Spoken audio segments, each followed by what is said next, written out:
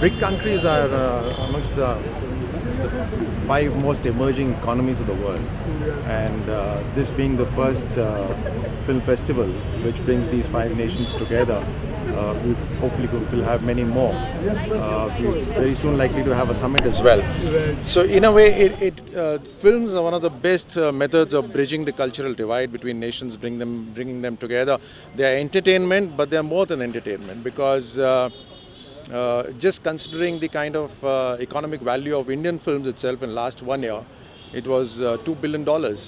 And when you find markets in other countries like China, Brazil, then our films get an opportunity to go all the way across to their shores, and their films also come to our. And so the films actually they're basically stories, and they are all welcome in each other's countries.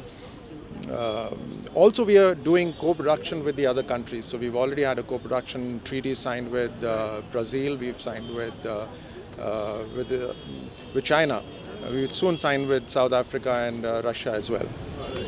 अंतर्राष्ट्रीय level पे ये संबंध भी और अच्छा होने का एक ये हमारा मीडिया माध्यम भी हो सकता है, इस पर आपका क्या कहना है? देखिए, फिल्मों में जो कहानियाँ बतलाई जाती हैं वो कहानियाँ सरहद पार करती हैं और हर एक को दिल को छू जाती हैं।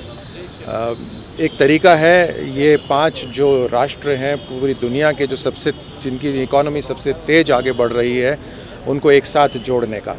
ब्रिक का सम्मेलन भी नज़दीक आ गया है, तो ये एक तरह से उसका पहला कदम है इन 5 देशों को नज़दीक लाने का। बट एंटरटेनमेंट के साथ साथ ये फिल्में इकोनॉमी में बहुत मदद करती हैं। पिछले 1 साल के अंदर भारत की फ़िल्मों ने करीब $2 बिलियन का बिज़नेस करा है।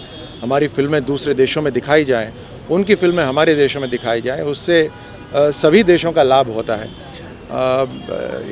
ये एक और माध्यम बन जाता है जहां फिल्म निर्माता आपस में बातचीत करते हैं, टेक्नीशियंस बातचीत करते हैं, मिल सकते हैं और एक दूसरे की सहायता कर सकते हैं फिल्में बनाने के लिए।